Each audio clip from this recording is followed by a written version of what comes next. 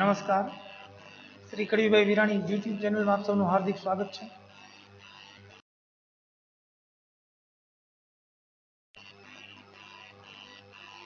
શ્રી કડવીભાઈ વિરાણી કન્યા વિદ્યાલય રાજકોટ. હું વિજય નંદાસના, ધોરણ 10, વિષય સામાજિક વિજ્ઞાન, પાઠ નંબર 15 આર્થિક વિકાસ, જેમાં આજે આપણે આર્થિક અને બિન આર્થિક પ્રવૃત્તિની ચર્ચા કરવાના છીએ. અગાઉના લેક્ચરમાં કોમેન્ટમાં પૂછાયેલા પ્રશ્નોની આજે વાત કરીએ તો વિદ્યાર્થી દ્વારા પૂછવામાં આવેલ પ્રશ્ન, છુપી બેરોજગારી એટલે શું?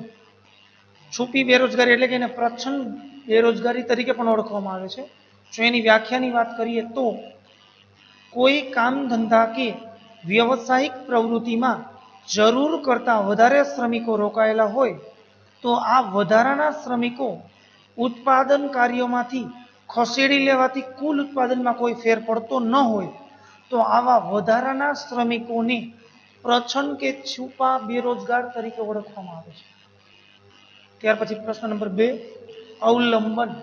અવલંબન એટલે આધારરૂપ, નિર્ભર. કોઈ કાર્યોમાં માનો કે આપણે એમ કહીએ કે કૃષિ ક્ષેત્ર પર અવલંબન, તો દેશની જે આવક છે એ કૃષિ ક્ષેત્ર પર અવલંબન એટલે કૃષિ ઉપર નિર્ભર છે, ની આધારરૂપ છે, એનાથી આધારિત છે. અવલંબન એટલે આધારિત, નિર્ભર. ત્રીજો પ્રશ્ન, ઔદ્યોગિક બેરોજગારી. ઔદ્યોગિક બેરોજગારી એટલે કે ઔદ્યોગિક ક્ષેત્રે થતા ફેરફારોને લીધે જો વ્યક્તિ એ ટૂંકા કે લાંબા સમય માટે કામ વિનાનું થવું પડતું હોય તેવી સ્થિતિને ઔદ્યોગિક બેરોજગારી તરીકે ઓળખવામાં આવે છે. આભાર.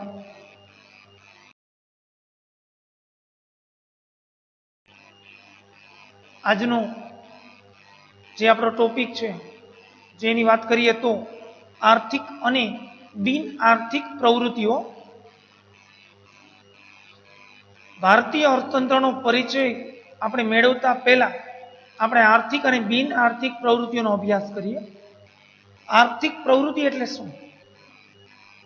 આવક મેળવવાના કે ખર્ચ કરવાના હેતુથી કરવામાં આવતી પ્રવૃત્તિને આર્થિક પ્રવૃત્તિ કહે છે.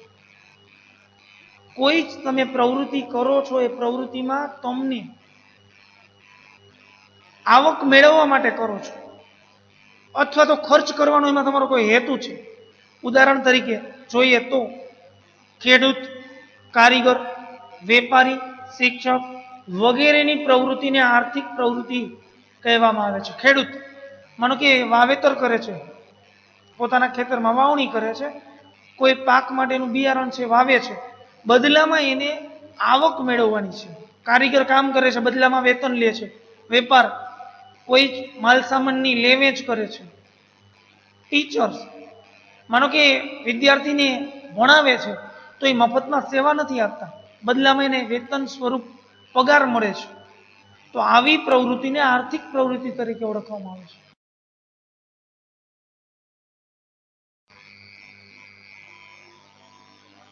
આપણે આર્થિક પ્રવૃત્તિની વાત કરી.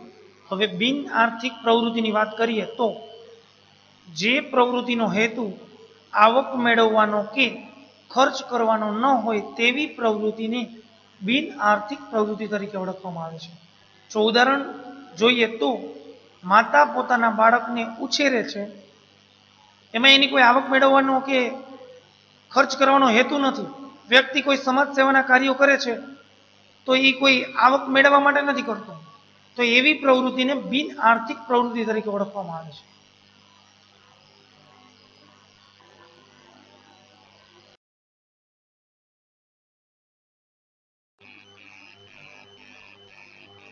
ત્યાર પછીનો પોઈન્ટ, ભારતીય અર્થકારણનું માળખું.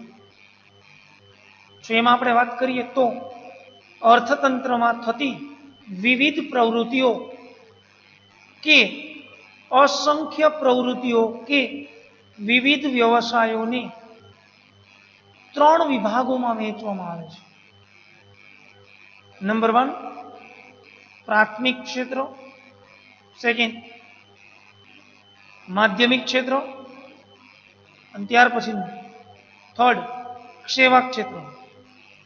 આર્થિક પ્રવૃત્તિઓના આ વર્ગીકરણને વ્યવસાયિક માળખા તરીકે ઓળખવામાં આવે છે. જે 3 વિભાગમાં વહેંચ્યું છે, આ વહેંચાયેલા વર્ગીકરણને વ્યવસાયિક માળખા તરીકે ઓળખવામાં આવે છે.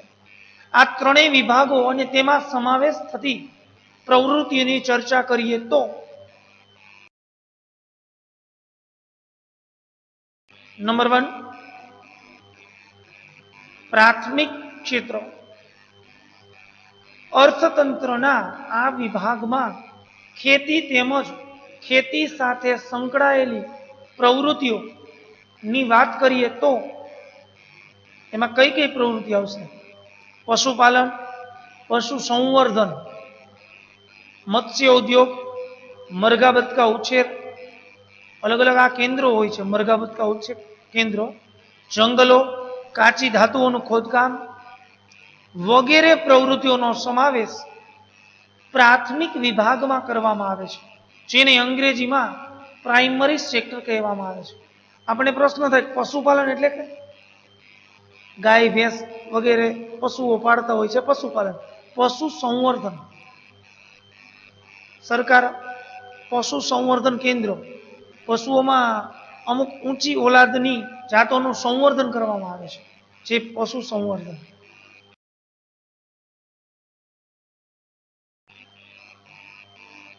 ત્યાર પછી સેકન્ડ નંબર માધ્યમિક ક્ષેત્ર.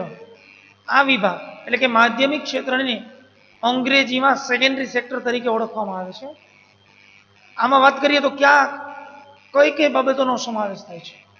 નાના અને મોટા પાયાના ઉદ્યોગો, બાંધકામ, જેમાં ટાંકણીથી લઈને મોટા મોટા યંત્રો સુધીનું ઉત્પાદન કરવામાં આવે છે. આ વિભાગને ઉદ્યોગ તરીકે પણ ઓળખવામાં આવે છે.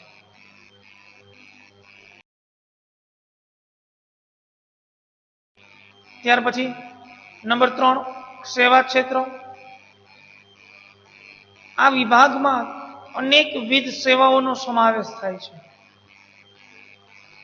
આવી સેવાઓમાં જોઈએ તો વ્યાપાર, સંદેશા વ્યવહાર, હવાઈ માર્ગો, દરિયાઈ માર્ગો, શિક્ષણ, આરોગ્ય, બેન્કિંગ તેમજ વીમા કંપનીઓ, પ્રવાસ અને મનોરંજન વગેરેની કામગીરીનો સમાવેશ આ ક્ષેત્રમાં થાય છે, જેને અંગ્રેજીમાં સર્વિસ સેક્ટર તરીકે ઓળખવામાં આવે છે.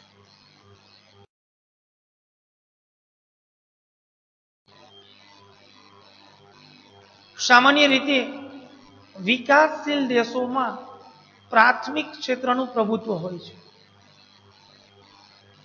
રોજગારી તેમજ રાષ્ટ્રીય આવકમાં પ્રાથમિક ક્ષેત્રનો હિસ્સો સૌથી વધારે હોય છે. પરંતુ જેમ જેમ આર્થિક વિકાસ થતો જાય છે, તેમ તેમ પ્રાથમિક ક્ષેત્રનું મહત્વ માધ્યમિક અને સેવા ક્ષેત્રની સાપેક્ષતામાં ઘટતું જાય છે. ઉદ્યોગ ક્ષેત્ર તથા સેવા ક્ષેત્રનો વ્યાપ વધતો જાય છે.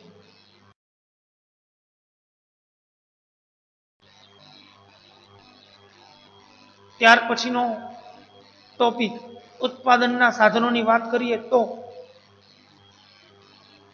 કુદરતી સંપત્તિ અને શ્રમની મદદથી ચીજવસ્તુઓ અને સેવાઓનું ઉત્પાદન કરવામાં આવે છે.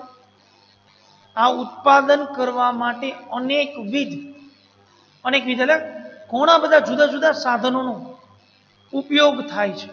આવા સાધનોને 4 ભાગમાં વહેંચવામાં આવે છે. આ 4 ભાગમાં જે સાધનો છે એની વાત કરીએ તો જમીન, મૂડી, શ્રમ, નિયોજન. આ તમામ સાધનોનો પરિચય વિસ્તૃત જોઈએ તો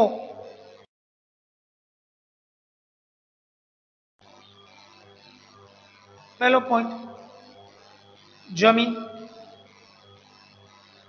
સામાન્ય અર્થમાં જમીનને આપણે પૃથ્વીની સપાટીના ઉપલા પડ તરીકે ઓળખીએ છીએ. પૃથ્વી સપાટીમાં જે ઉપલું પડ છે એને આપણે જમીન તરીકે ઓળખતા હોઈએ છીએ.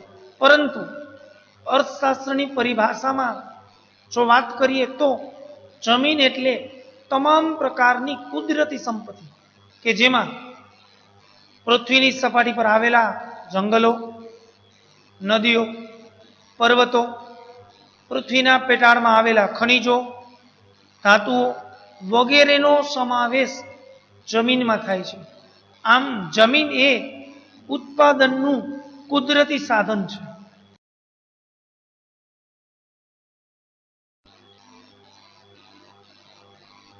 ત્યાર પછીનો બીજો પોઈન્ટ મૂડી.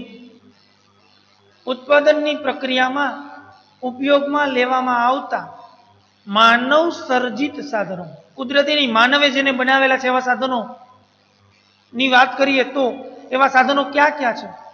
તો આ માનવ સર્જિત સાધનો જેવા કે યંત્રો, ઓજારો, મકાનો વગેરેનો સમાવેશ મૂડીમાં થાય છે.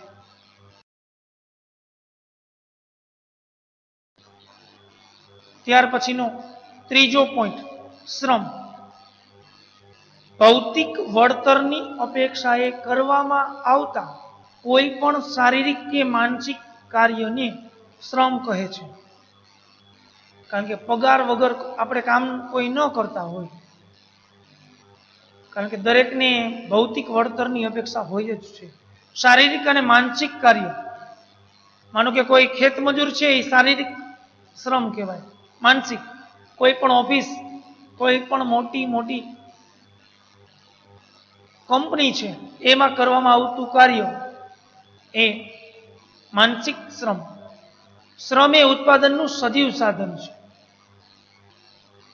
હવે આપણે એમાં જોઈએ તો શારીરિક કે માનસિક શ્રમ, તો આ શ્રમમાં કઈ કઈ બાબતોનો સમાવેશ થાય છે? ઉદાહરણ રૂપ જોઈએ તો ખેત મજૂરો, કામદારો, શિક્ષકો, ડોક્ટરો, કારીગરો, આ બધાના કાર્યને શ્રમ તરીકે ઓળખવામાં આવે છે. ત્યાર પછી ચોથો પોઈન્ટ નિયોજન અથવા નિયોજક.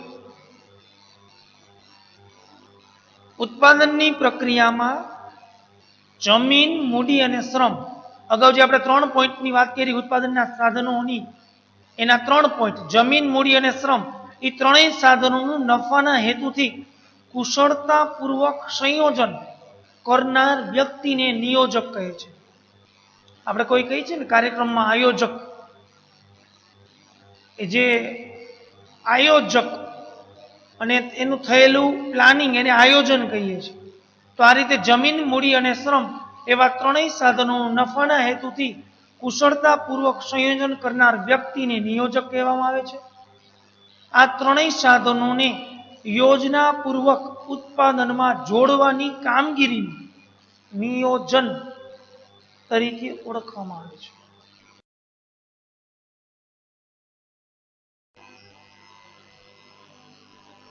આપે આ વિડીયો અંત સુધી જોયો બદલ આભાર. કડીભાઈ યુટ્યુબ ચેનલને વધુમાં વધુ લાઇક, શેર અને સબસ્ક્રાઈબ કરો.